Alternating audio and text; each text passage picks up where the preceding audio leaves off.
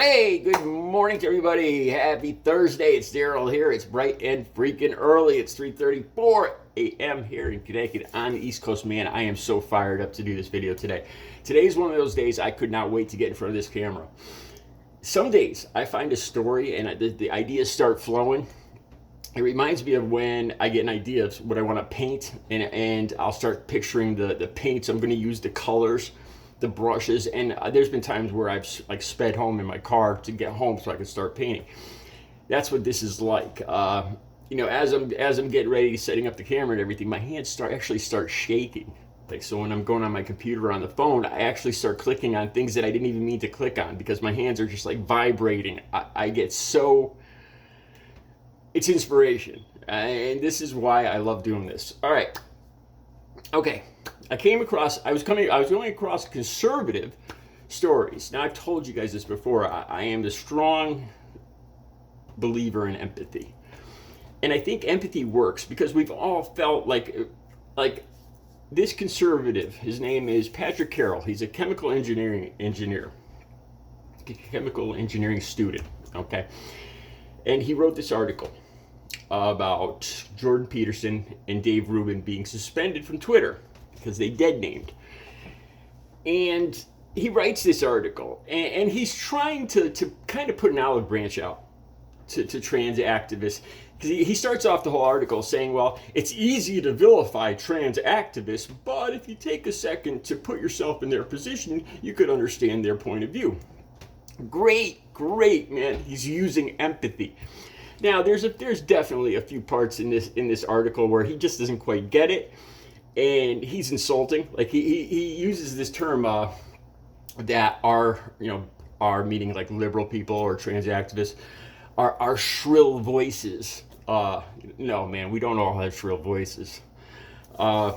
There's sometimes he doesn't quite most of the time he doesn't quite get it, but he's making an attempt.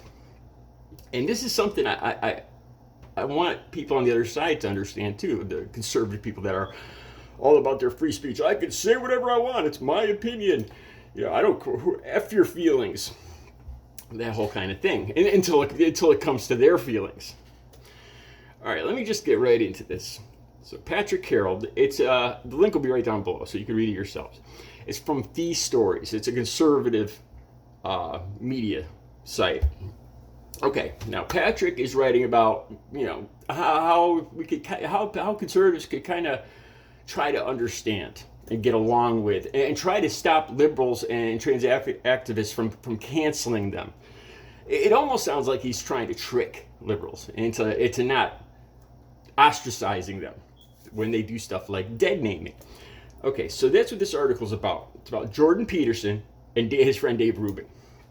They got banned from Twitter. Now, all they have to do to get unbanned and just suspended is erase their tweet. And they cry, I'd rather die than erase my tweet. And I read Peterson's couple tweets, and they are offensive, man. First of all, he dead names. Now, I don't have any trans people in my circle of friends or my family, but using empathy, if somebody asks me, if I know that it's hurtful to them, that if I do something, why would I do that? Why would I go out of my way to inflict pain on somebody else? Because I can, because my freedom of speech. So I thought more about this, but anyway. And with these, and it's all about, and in this article he's talking about, they don't want to get canceled. And Dave Rubin complains about how Twitter, he doesn't think Twitter's fulfilling their fiduciary obligation to their shareholders by canceling everybody like this. Here on YouTube, I just was suspended for a week 2 months ago, and it was wrong. The algorithms misunderstood. I put a short clip of a true movie that it's against racism. It's a true story about a reporter that kind of tricked this group in America in the South into letting him join, and he's a black American. And so you guys probably know the movie I'm talking about. And I put a clip up. It was a promo clip. It wasn't copyright infringement or anything like that. And I must not have labeled it right or something, because I got suspended for hate speech, which was the opposite of what I was trying to do. And there's like 10 other channels that are showing that exact same clip, but they didn't get suspended. I copied it. I think I shared it from their channels, and I get suspended. That's exactly what Dave Rubin's crying about here, because he just copied Jordan Peterson's tweet, and now he's suspended. He's canceled. No, man. Again, this happens to everybody. And you know what? Get over it, man. Get over it. You know, I did. You know what? It was a misunderstanding. An algorithm. You know, there's millions of people on YouTube, millions of people on Twitter. Algorithms check for things so that the majority of people could feel comfortable using their product. When you have people like this that start saying hurtful things on purpose, it offends people that use their product. It makes sense. Why? Now, I thought of a great analogy, a fantastic analogy. Because I started thinking about back, you know, when I was using, I was kind of like this. That's how I could have empathy for this. You know, there was a time in my life where I was like, you know, F it. I'll say whatever I want. I'll do whatever I want. I'll use whatever I want. That's who I was. And now I feel like I can understand the people like these people I'm talking about now, because I've acted, I'm not going to say I was one of them, but I acted like one of them at some point in my life. I felt like them. So I started thinking about people in my life. And now we all probably have an uncle like this. This is where my analogy comes in. My uncle is still alive. My aunt isn't. Kind of ironically, it's because they were so into this whole conservative thing that they didn't get vaccinations. And my aunt passed away, like Audrey did, from not getting vaccinated, and they both ended up passing from COVID. But my uncle's still here. And I remember when I was young, he was the kind of guy that let his gas go in public. Just let him rip. Farted. I don't know if I can say that. We're going to find out. Farted in public. Farted, you know, and both my aunt and my uncle both just let him rip. Now, like I've told you guys, my dad passed away when I was 9, so I grew up with my mother and my sister, feeling like my father told me I was the man of the family, and I took that role seriously. I have never, you know, unless it slipped out or I was asleep or whatever, but I've never consciously passed gas in front of any of my girlfriends. In the 30, 40 years I've been dating, I've never done that. It's not who I am. You know, I have no problem holding it in. I'm comfortable with it until I can get to a place, because not everybody wants to hear that. Not everybody wants to smell that. It's offensive.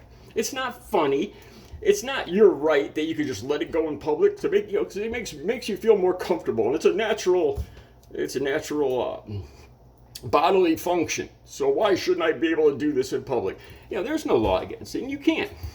And the analogy, it reminded me of people like Jordan Peterson and Dave Rubin.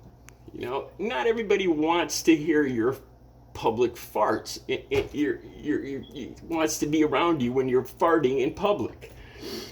That's what the conservatives' free speech, that's what it reminded me of, the analogy. You know, they could say what they want. There's no law against it, but there's the larger majority of people don't think it's funny when you let one rip in public. They don't think, you know, they're not cheering you on for your free speech or whatever. They don't want to smell it. You know, it's offensive. Yeah, you can do it, and yeah, it's a bodily function. And the analogy to these guys and what they say, like I said, I read the tweet that Jordan Peterson put out initially, and it was offensive. He talked about the doctor and the procedure that he did on this actress, Elliot Page. And then he dead-named this actress, Elliot Page. Now, I don't even know Elliot Page, and I doubt Jordan Peterson or his friend Dave Rubin know her either. But they felt the need to insert themselves in this argument just to be offensive, just to use their freedom of speech, and to hurt somebody, to own the libs. To me, this is just like farting in public. You know, you could go and, yeah, you could do it, but pretty soon you're going to find yourself canceled. You're going to find people don't want to smell your farts in public, and they don't want to hear the trash coming out of your mouth just because it's your opinion. You're just doing it to be hurtful, and you know it. You're frustrated, you got issues, and I know this because I have been that person. at times in my life. I have felt like that. I felt frustrated with my life or whatever, and I just was like, F everything. I'm going to say whatever I want. I don't care, and I'll hurt this person and that person because I hurt. That's what it's about. It's not about canceling. It's about the majority of people don't want to smell your public farts or hear your offensive opinions. And plus, it's not conducive to good business on Twitter or on YouTube or anywhere else. People don't want to hear it. They turn the channel. People lose business on Twitter or YouTube. Not everybody thinks it's funny or it's freedom of speech, or just like farting in public. So stop it. Or go back to your house and spew your opinions and your free speech. And you could fart there too while you're at it.